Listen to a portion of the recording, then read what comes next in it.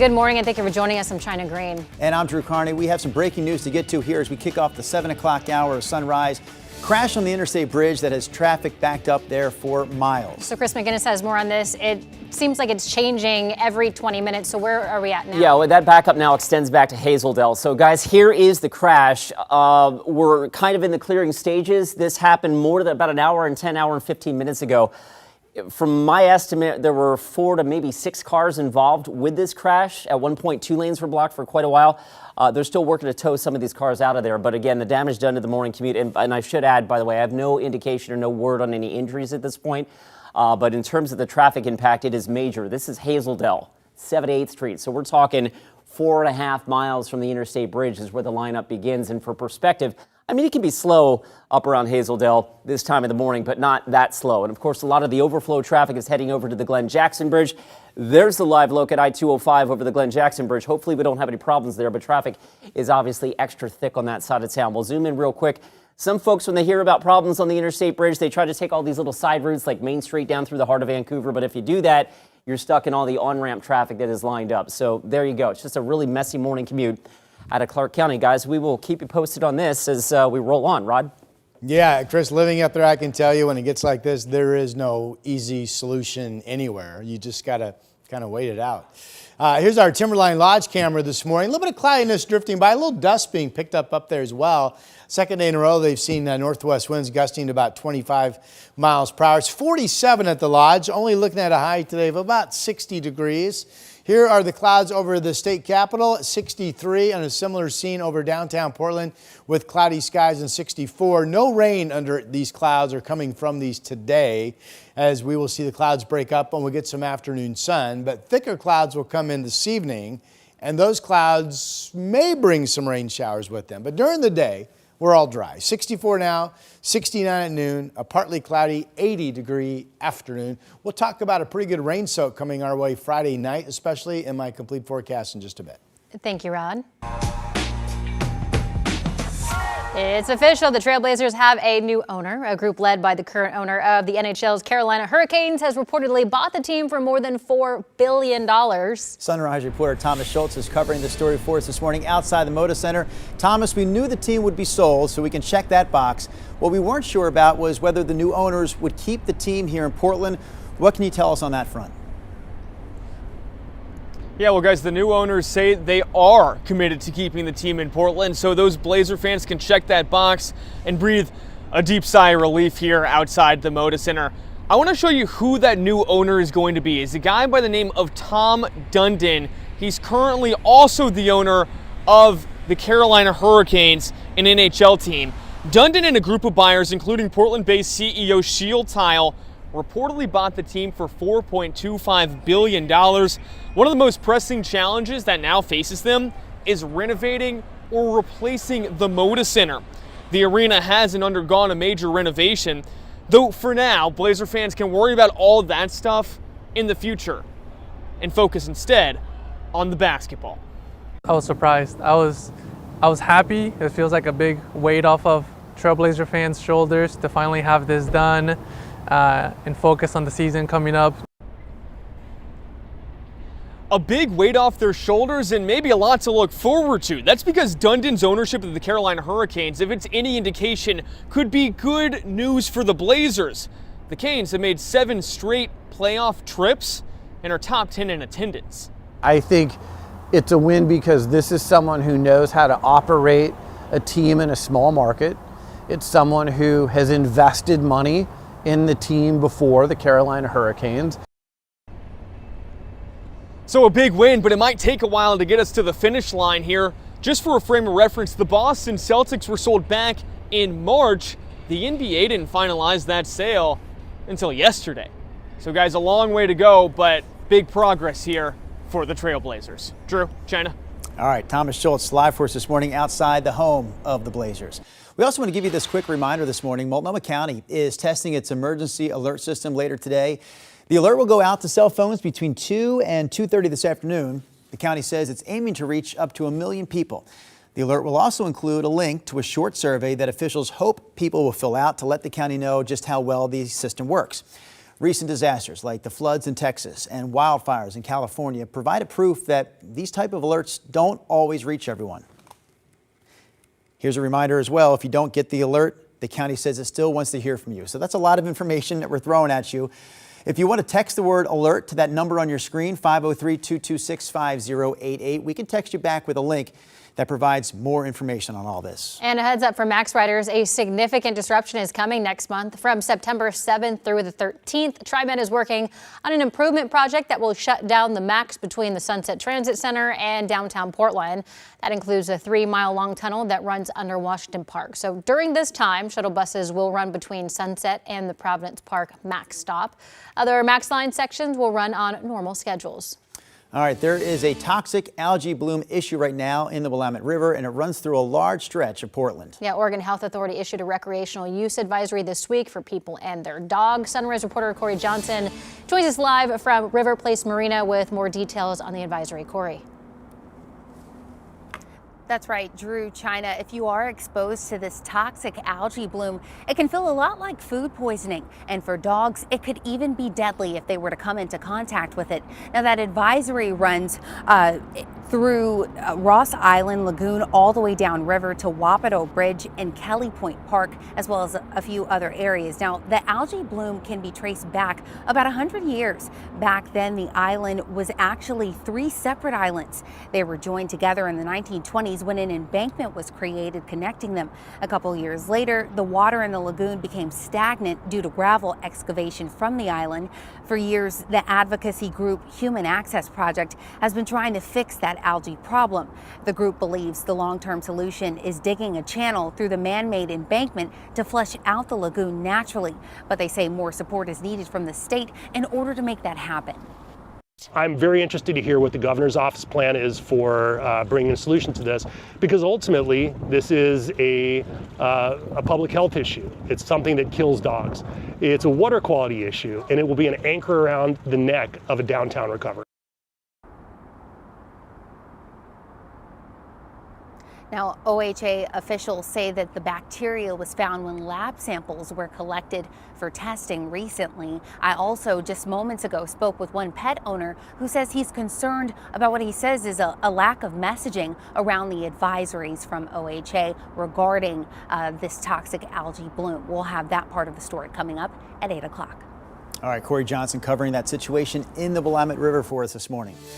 Meanwhile, after 46 years in downtown Portland, the gay bar Scandals on Harvey Milk Street is set to close its doors on September 21st, but they're going to reopen in a new location in Northeast Portland. The owner says this decision to close down and then reopen across the river didn't happen overnight.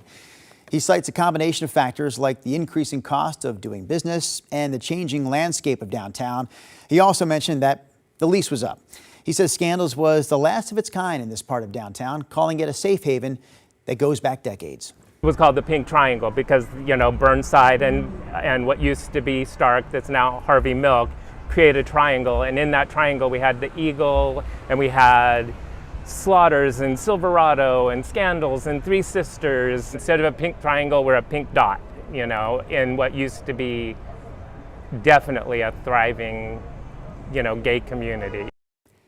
Again, that's the owner of Scandals. He tells us the new location will likely be called Scandals East, and he hopes to have it opened up on Northeast Alberta by October 1st. He says it's also likely he'll gear this new location more towards families. In-N-Out fans in Washington might have to wait a little longer to get that double-double with animal fries. According to a social media post from the city of Ridgefield, they're working with In-N-Out to make sure traffic doesn't block any roads. Well, no opening date has been set for the Ridgefield location. Signs went up in June.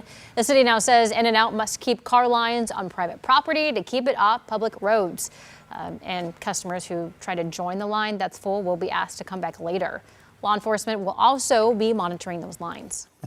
I've been seeing that Ridgefield In-N-Out, and it feels like it's been in this holding pattern for a long time. It looks like it's ready to go, but obviously it's not open for business quite yet. I mean, the outer, as you saw there, the outer shell is done. The problem is that's where, if you don't know, a Costco went in, and now you've got a ton of businesses building right around Costco, including the hamburger joint there, In-N-Out. And there's only a couple ways in there and a couple ways out. So it's going to be interesting to see what their traffic solution is.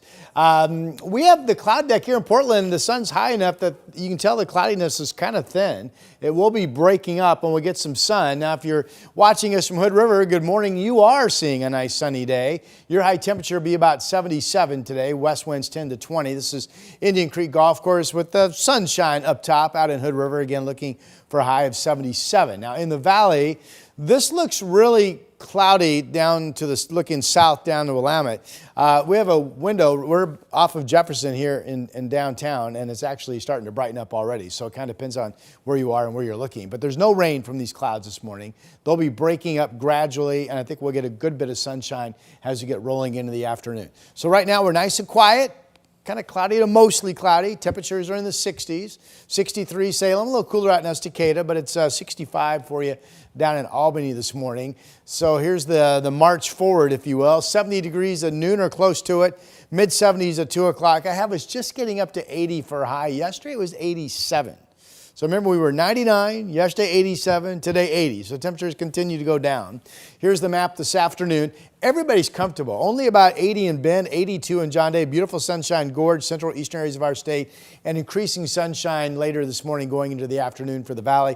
The coast, about the time you try to clear today, you'll get a second wave of cloudiness come in. So you may not get anything overly bright today, if you will. 80 today, chance of showers overnight tonight, and then some rain at times tomorrow. Most of the rain we're looking at is Friday overnight, clears by Saturday morning, and then the weekend goes on to be mainly dry with temps in the 70s. Here is Chris McGinnis. Rod, thanks for that. We pick it up with that big traffic alert in Clark County. Both I-5 and now 205 really not in good shape. 205 the better option, but I-5 has been a mess since an early morning crash that happened around 5:45. ODOT reporting there were, in fact, 6 vehicles involved in this, what appeared to be some kind of a chain reaction fender bender here, like one right into the other. They're in the process of clearing that crash, but you can see that there still are a couple of vehicles there. They've got tow trucks on the scene, and 2 lanes are getting by. But the damage done to the morning commute, so to speak, we are, stopped. This is at Hazeldale at 78th Street. This is 4.5 miles from the crash scene on the Interstate Bridge. So we are all kinds of backed up there. A lot of folks opting to take SR 500 and SR 14 to get to the Glen Jackson Bridge. And as we mentioned, that drive is thicker than usual as well. So if you're on the east side of Vancouver, maybe trying to get to the airport, you need to give yourself a few extra minutes there as well. Guys, it's been a messy morning commute on that side of the river. Luckily, no other problems out there, but we'll certainly keep you posted. We've got our hands full with just this one. Thank you, Chris. Still to come on Sunrise, a bride-to-be finds a literal diamond in the rough and why a single silver dollar could nab millions at auction. The KGW Plus TV app, streaming 24/7. Local news from the team you trust on your time. Track how the weather will impact your day. Certainly becoming increasingly hazardous. Extended, continuous coverage of breaking news live from the scene. That snowpack is still heavy. Go deeper with in-depth interviews and exclusive reporting. All the local news you need, live or on demand. KGW Plus. Download on your TV and watch for free.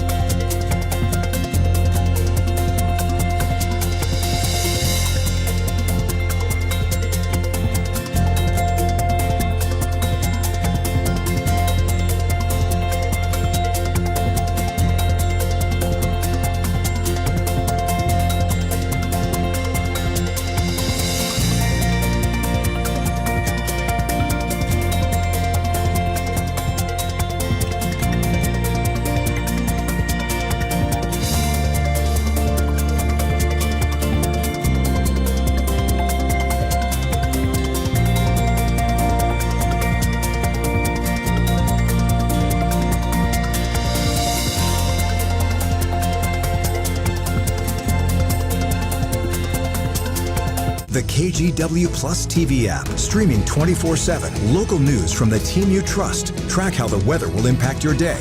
Breaking news live from the scene. All the local news you need. KGW Plus. Download on your TV and watch for free.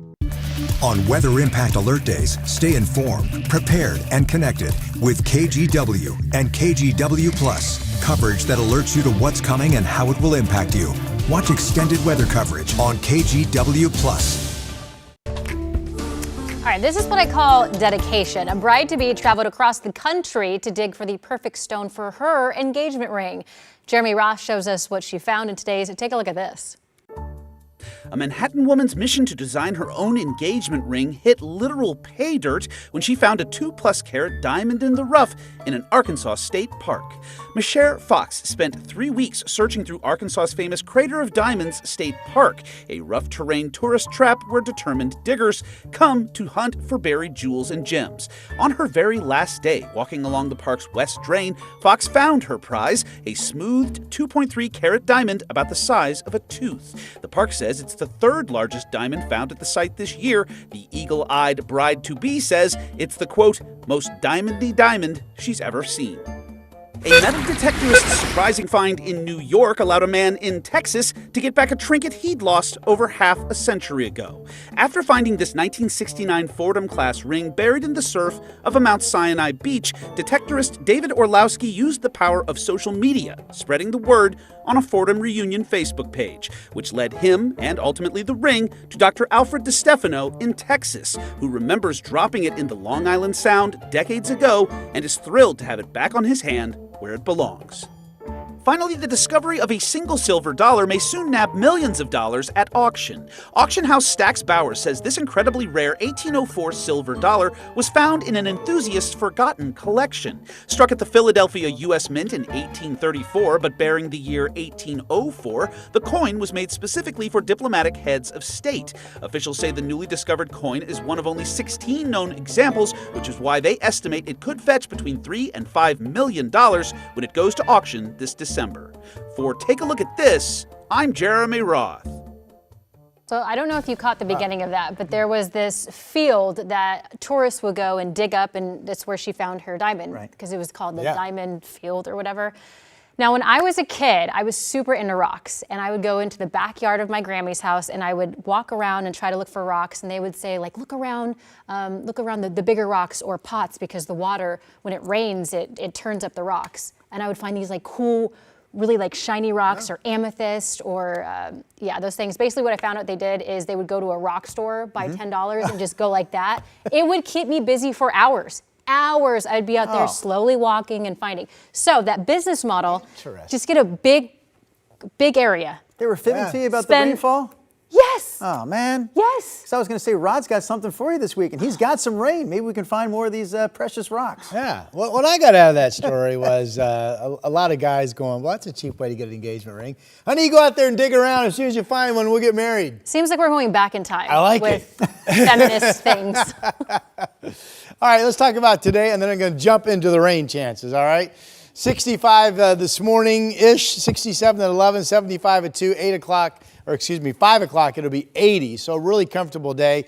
Clouds already showing signs of being thin and breaking up. So we'll get a good bit of sunshine developing during the day, but we will cloud over quickly this evening, and then we get into some rain chances. Tonight, anything from a trace to 5/100ths of an inch will fall. You wake up Friday morning, deep cloudy cover. Tomorrow will be a thick gray cloud deck all day long, with an ongoing threat of either some occasional light rain or scattered showers around. Not a lot of total rain, though. Again, during the day, about 5/100ths. Friday night, including the evening, Friday evening and overnight, this is the main event. Front comes in, soaking rainfall. All the models love us getting a 1/2 inch, and all the models also love this rain being out of here by the time the sun pops up Saturday morning, which will give us a mostly dry Saturday and a mostly dry Sunday. Here's the movie of what I just showed you on Futurecast. Clouds breaking up, noon today, get some sunshine. Here come the evening clouds. Notice the shower threat overnight tonight is best north of Portland, less as you drop to the south. And then here we go into tomorrow morning. You wake up, could be some rain on the radar, but the bigger story to me is it's just really cloudy outside. Maybe you find a drip, maybe you don't. And then here we are at 2 o'clock in the afternoon. Shower chances continue. This didn't show you a lot of rain, but it does show the rain chances picking up late afternoon going into the evening. This is 5 o'clock Friday. Here's the evening. Now rain is starting to get going with the front coming in overnight. You saw the darker bright colors. That's the 1/2 inch of rain Friday evening overnight. Here's Saturday morning, 7 o'clock. The rain has moved into the Cascades and out through the gorge. And then we go on to be mainly dry with just some traces of rain scattered about during the day. Again, weather models love, this is mostly what comes tomorrow night, about a half of an inch of rain coming down in Portland. All right, here's the Reserve Beaners Golf Club in Loa. This is our sunny camera for the valley so far this morning. Looking out to the west, clouds definitely starting to break up here. 64 is the early morning number. We have clouds up the coast. You folks, probably cloudy most of the day, if not all of the day. But for the valley, we'll get some developing sunshine, then cloud over this evening, as I mentioned. Coastal temperatures get stuck in the 60s today. Southwest winds 5 to 15, some showers tonight. More so up in more so up in Astoria, less so in Newport. And then for the valley forecast, we get up to about 80, 81. And Southwest Washington, a mix of 70, 76 in Longview to about 80 in Vancouver, and I've got Portland at 80. Tomorrow, 72, again, a shower chance, but maybe not a lot of total rain during the day. Most of it's Friday evening overnight, Saturday mainly dry, and then we stay comfortable all the way into the mid part of next week. All right, Chris, everybody's waiting for you to tell us the latest. Yeah, the parking lot is about 4.5 miles long. So there you go, some perspective. It is back up, that is, has reached all the way back past 86th Street now on I-5 in Hazeldale. All of these cars lined up bumper to bumper to get down to the Interstate Bridge. I'd be interested to know if you know anybody that's taking these side roads as a workaround to try to get back down to the Interstate Bridge, maybe using Highway 99 or Main Street. I'd be interested to know if that actually saves them any time, because at this point, it's just a mess all around this. 40 minutes may be generous for the Main Street to I-405 drive time, but a reminder that this backup starts well before Main Street at this point, and a lot of the overflow traffic getting onto I-205 as well. If you're just joining in, the reason for this big backup is this: a 6-car wreck on the southbound Interstate Bridge. We had 2 lanes blocked for quite a while. The crash actually happened around 5:45. You can see they're in the clearing stages now, working to get, I think, what looks like maybe the last vehicle off the bridge. So that's some good news. I don't have any awareness of injuries at this point, but obviously it's taken an hour and a half plus to clear, and the lineup is deep into Clark County at this point. So extra time for sure needed on both I-5 and I-205 this morning. I'm happy to report that at least at this point, I don't have any other freeway trouble out there just yet. Sunrise rolls on after this break. The KGW Plus TV app, streaming 24/7. Local news from the team you trust on your time. Track how the weather will impact your day. Certainly becoming increasingly hazardous. Extended, continuous coverage of breaking news live from the scene. That snowpack is still heavy. Go deeper with in-depth interviews and exclusive reporting. All the local news you need, live or on demand. KGW Plus. Download on your TV and watch for free.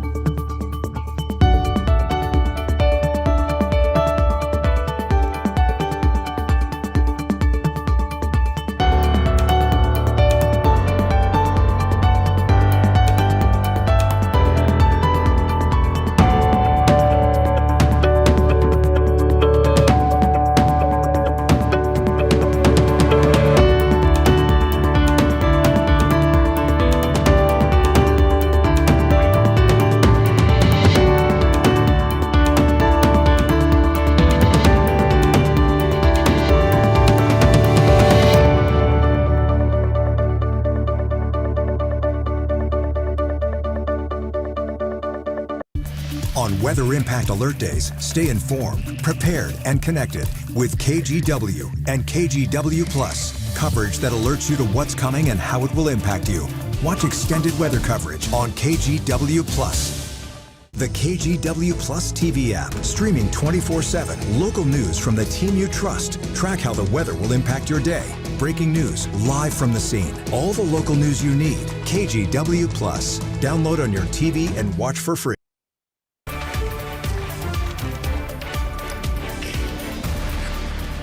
President Trump and Russian President Vladimir Putin will meet tomorrow in Alaska for their first face-to-face meetup in 6 years. It'll also be the Russian president's first time on U.S. soil in a decade. NBC's Alice Barr has more on this for us from Washington, D.C. In the countdown to tomorrow's critical summit between President Trump and Russian President Putin, Ukraine and its allies pressing Ukrainian interests to the forefront, meeting virtually Wednesday with President Trump. President Zelensky was on the call.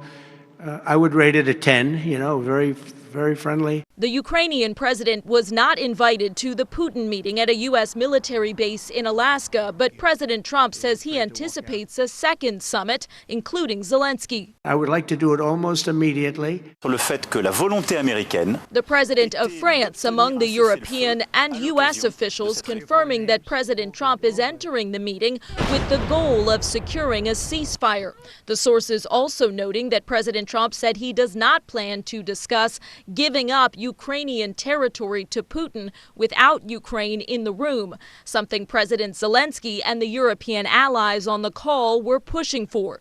And as for if Putin does not agree to end the war, there will be very severe consequences. Russia has increased its attacks leading up to the meeting in what Ukrainians call an attempt to strengthen the Russian hand.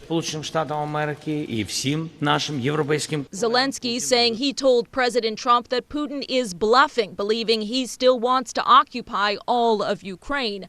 President Trump has sharpened his rhetoric against Putin in recent weeks, growing increasingly frustrated as the Russian assault drags on.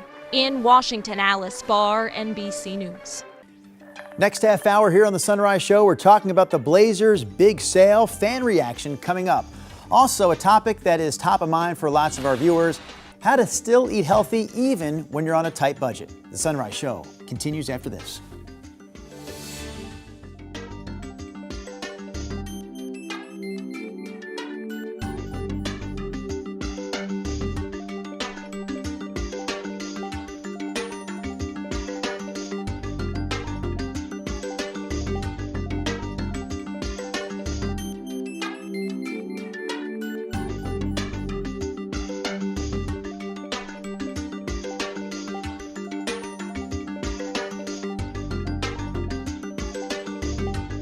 KGW Plus TV app, streaming 24/7. Local news from the team you trust. Track how the weather will impact your day. Breaking news live from the scene. All the local news you need. KGW Plus. Download on your TV and watch for free. On Weather Impact Alert Days, stay informed, prepared, and connected with KGW and KGW Plus. Coverage that alerts you to what's coming and how it will impact you. Watch extended weather coverage on KGW Plus.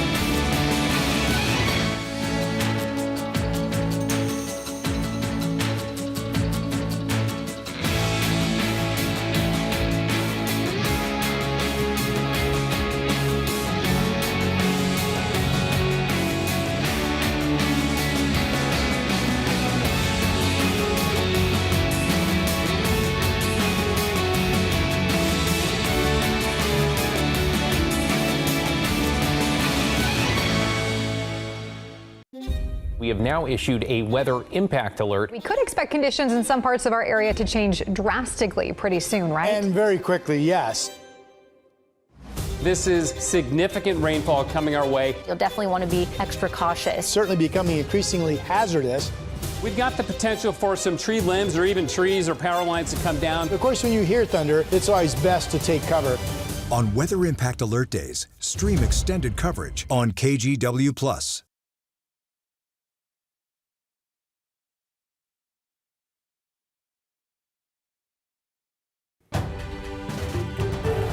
We pick it up with a traffic alert on the Interstate Bridge and some good news. In the last 5 minutes, that earlier 6-car crash on the southbound span of the bridge has just cleared. It was there more than 90 minutes, however, and the damage done to the morning commute out of Clark County, as we are still lined up for miles here from SR 14 and the Interstate Bridge all the way deep into Hazeldale. This is the live look right now at 86th Street. And of course, a lot of the overflow traffic then opting to go over to I-205 as well. So with that in mind, these drive times may get a little worse before they get better. Right now, about 45 minutes-ish to get you in from Main Street to the Fremont. Mind you, that backup starts prior to Main Street, and I-205 is also extra thick this morning. Rod? All right, good news update there, Chris. Thank you. Cloudy skies to mostly cloudy. There are some areas now saying, hey, we're getting a little bit of sunshine, but it's still overcast over the state capitol. Temperature outside is 63 degrees. Portland, this vantage point, you can see a little blue trying to peek through in spots. We're at 64. There's no rain from these clouds, and they will break up. We'll be 69, maybe 70 at noon. Have a partly cloudy afternoon, get up to 5 p.m. 80, and then clouds quickly thicken this evening.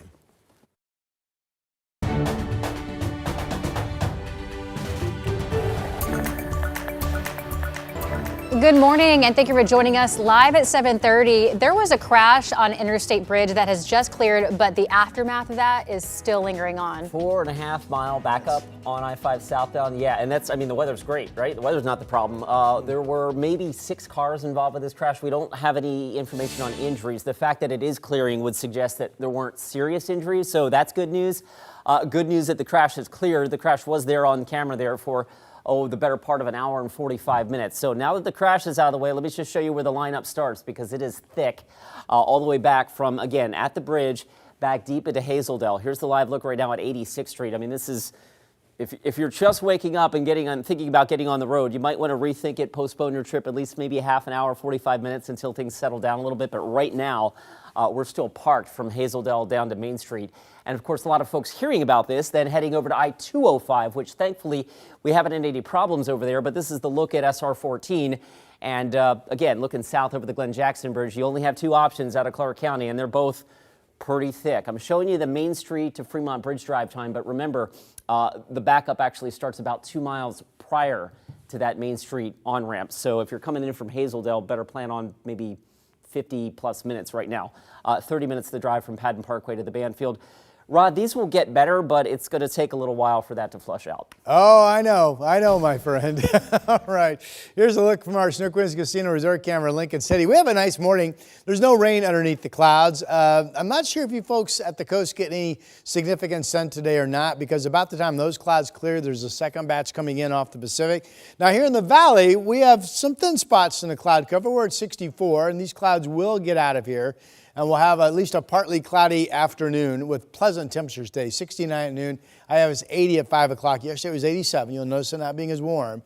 Clouds will thicken this evening, and we could actually get some passing showers tonight. Your complete 7-day forecast, of course, is coming up. All right, thank you, Rod. All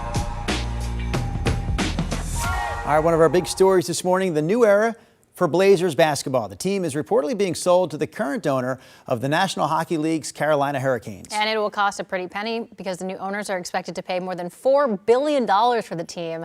Sunrise reporter Thomas Schultz has more. Well, this is a big day for Trailblazer fans, with those new owners saying they're committed to keeping the Blazers here in Portland. Of course, news that Blazer fans all around the area are pumped to hear. It just brings a lot of hope and brings a lot of excitement for Rip City, especially at the point we're at right now. The new owner is Tom Dundon, who owns the Carolina Hurricanes, an NHL team. Dundon and a group of buyers, including Portland-based CEO Sheil Tile, reportedly bought the team for $4.25 billion. Now, one of the most pressing challenges facing ownership is renovating or replacing the Moda Center. The arena hasn't undergone a major renovation. If Dundon's ownership of the Carolina Hurricanes is any indication, though, this could be a really good move for the Blazers.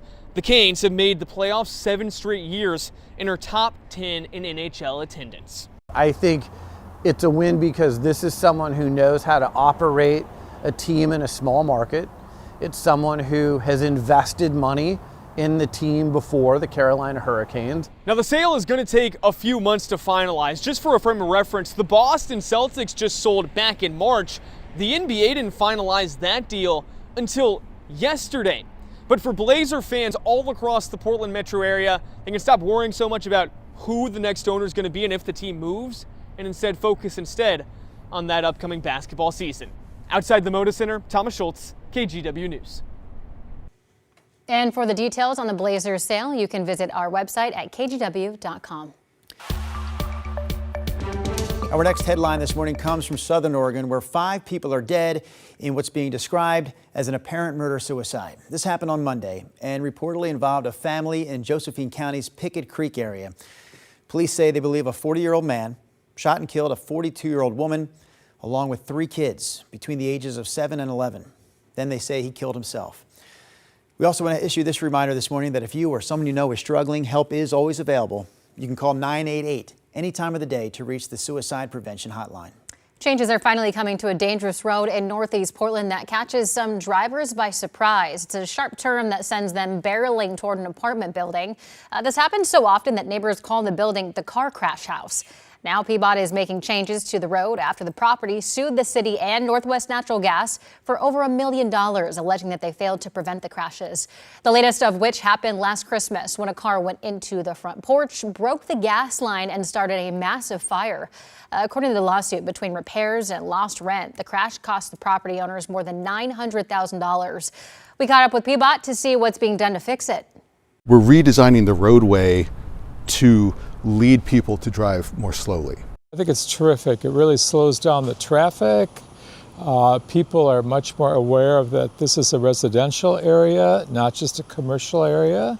But I don't like what they've done. Cutting it basically from 3 lanes into 1 is not going to help, I don't think.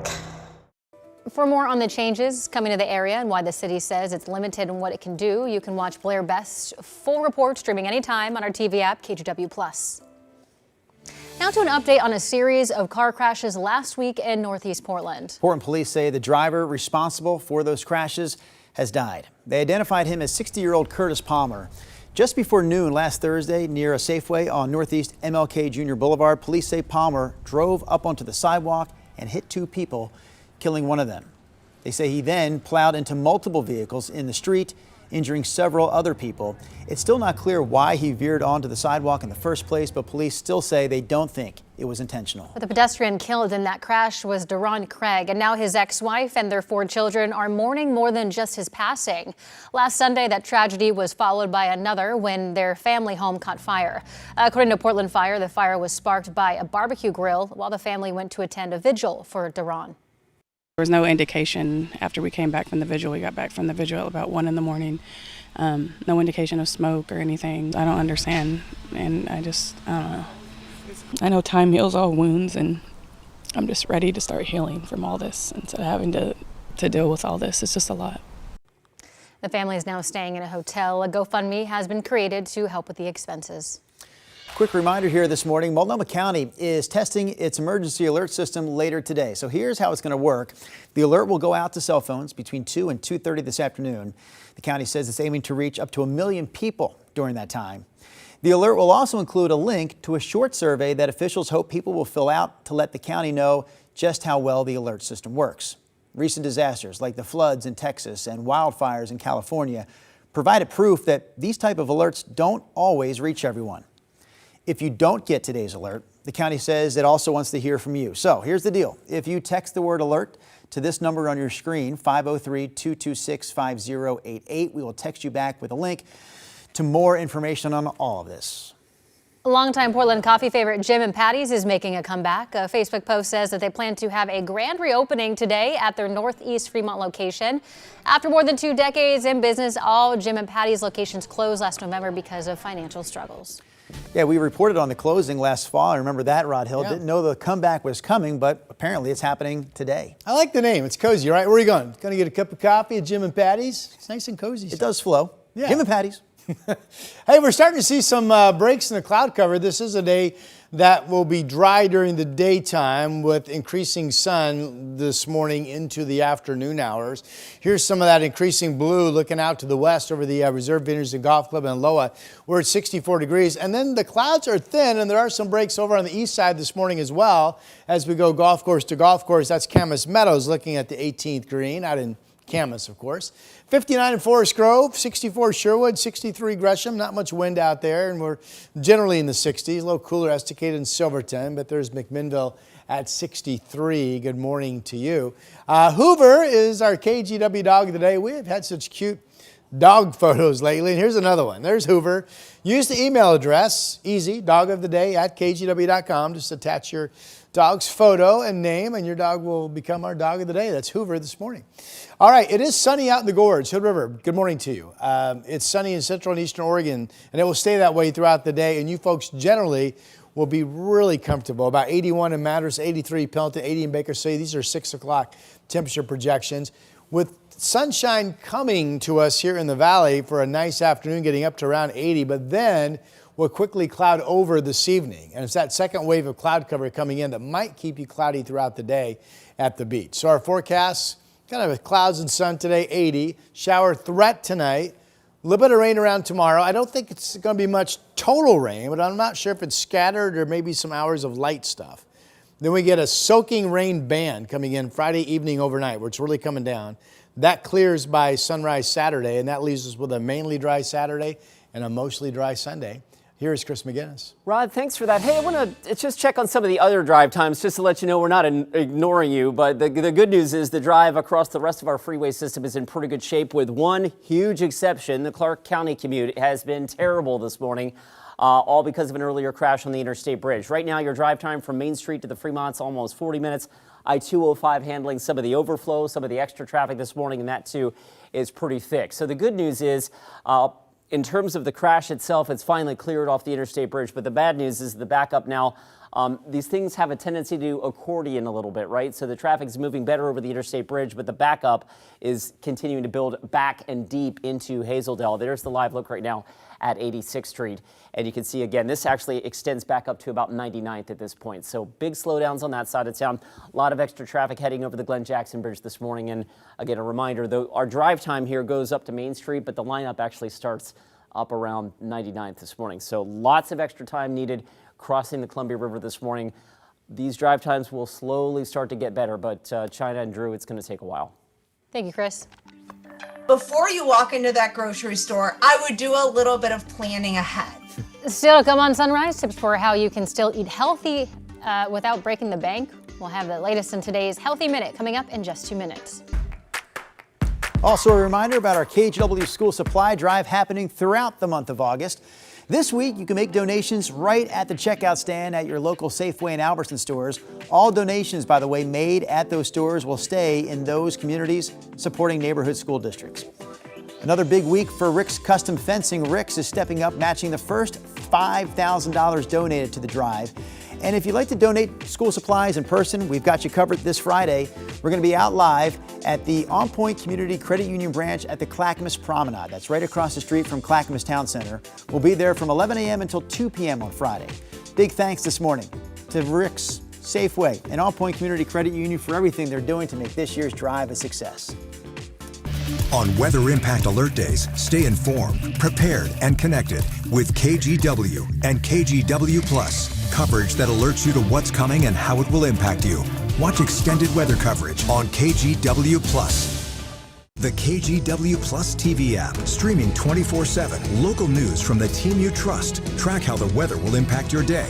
Breaking news live from the scene. All the local news you need. KGW Plus. Download on your TV and watch for free.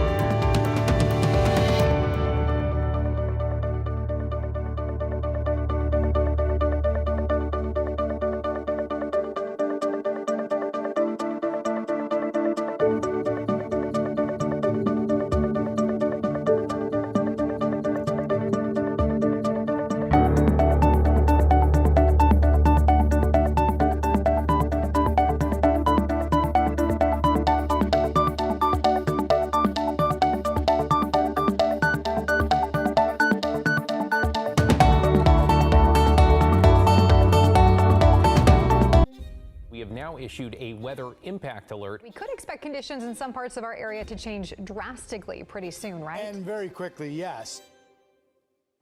This is significant rainfall coming our way. You'll definitely want to be extra cautious. Certainly becoming increasingly hazardous. We've got the potential for some tree limbs or even trees or power lines to come down. Of course, when you hear thunder, it's always best to take cover. On Weather Impact Alert Days, stream extended coverage on KGW Plus.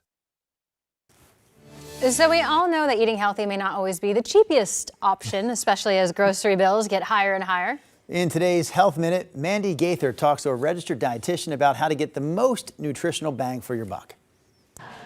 You want to eat healthy, but you also have to watch your budget. Experts say doing both can be hard right now, but not impossible. Are we making any unnecessary purchases, such as snack foods, sugar sweetened beverages, any maybe convenience foods? Are we eating out more than we should? Registered dietitian Julia Zumpano with Cleveland Clinic says all of those things add up. So instead of spending your money on them, shift your focus to whole foods, which are the foundation of a healthy diet. That includes lean proteins, whole grains, fruits, veggies, and healthy fats. Before you walk into that grocery store, I would do a little bit of planning ahead. So make a grocery list, check for sales and any discounts or coupons. Those are also great. Zumpano says buying in bulk can also save money. So can avoiding what she calls convenience foods like pre-washed vegetables, pre-marinated meats, and fruit that's already been cut. If you're able to do some of that legwork on your own, you can save cost there too. Going with frozen fruit and vegetables or fresh produce that's in season can also add nutrition to your diet without the extra cost. And she says stick with staples. Beans and legumes are an excellent staple to have because they provide so many nutrients. For Health Minute, I'm Mandy Gaither.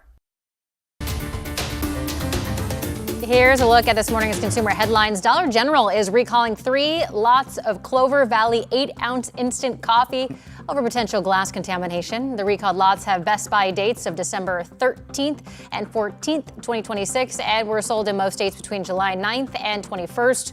No injuries have been reported here. Customers should stop using the coffee and contact Dollar General for a refund.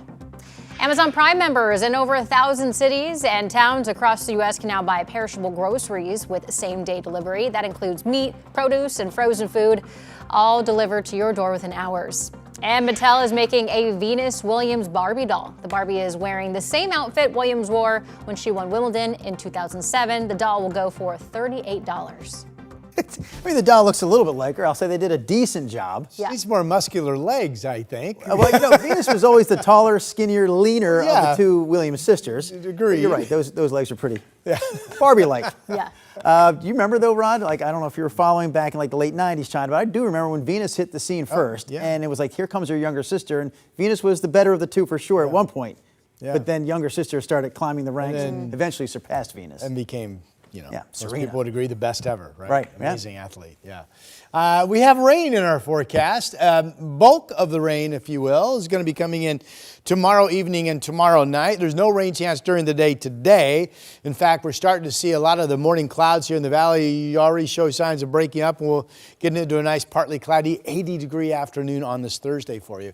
But here are the clouds. It looks like several systems. There's several little waves of moisture. There's only one surface front, and that one comes into us tomorrow overnight, like 2 a.m.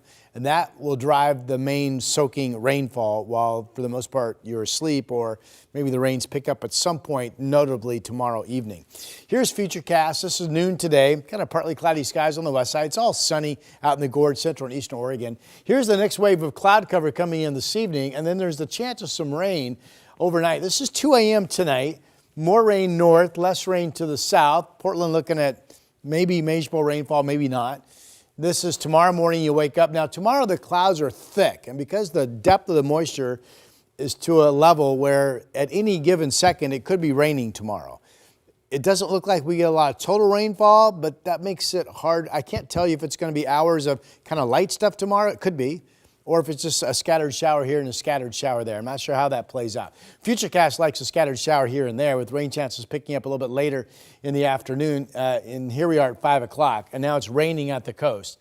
So your plans tomorrow evening, at some point, rain's going to pick up, and then we get hours of heavier rain moving across the area, widespread soaking rainfall. By Saturday morning at 7, though, that's mainly out of the valley, and then we move forward with a shower threat Saturday daytime. But for the most part, Saturday daytime, which is what you're seeing here, will be dry and simply partly cloudy with temperatures in the 70s and really pretty nice.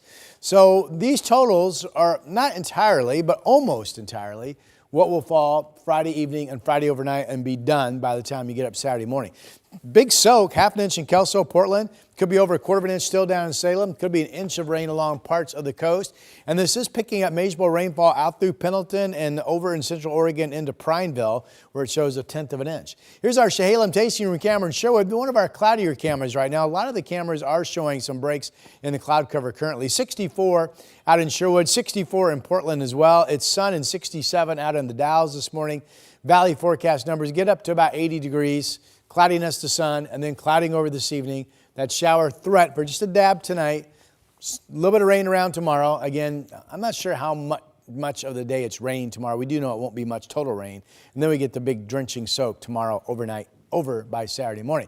Chris, I want to know, you're following our big story. It's getting a little better, maybe just a little bit. The drive times are in red, so that's no fun. I-5 and I-205 out of Clark County, if you're just tuning in, have been a mess, all because of an earlier crash that happened 2 hours ago on the interstate bridge. So I don't have any details on any injuries or anything like that with that crash, but the 6 cars involved finally out of the way. Unfortunately, all the traffic that's stacked up behind it is not. This is a live look right now in Hazeldale, I-5 southbound at 86th Street. That lineup now is back past 99th Street. This is what it looks like at SR 500. So again, a really heavy drive on that side of the river. A lot of folks opting to take 205. Thankfully, we haven't had any problems over there, but the 205 drive is extra busy as well. So with that in mind, it's actually, pick your poison here. They're both slow. Glen Jackson Bridge right now, about 30 minutes to get you in from Patton Parkway to the Banfield. And a quick check over the west side, the inbound Sunset now traffic definitely picking up here in the last half an hour or so, and that drive time is back up to about 25 minutes. Hillsborough to downtown. Guys? All right, thank you, Chris. Coming up right after the break, we're sharing new body cam video that shows what led up to deputies shooting and killing a man they say had a gun and threatened to kill his parents. Hey, I'm Blair Best, and tonight at 6:30 on The Story, how to tackle the housing crisis is always a hot topic inside Portland City Hall. A new strategy streamlining all the ideas was just approved, but one city councilor voted against it. Councilor Dan Ryan joins me live tonight to explain why. Watch The Story tonight live at 6:30 on KGW or anytime on our TV app, KGW+.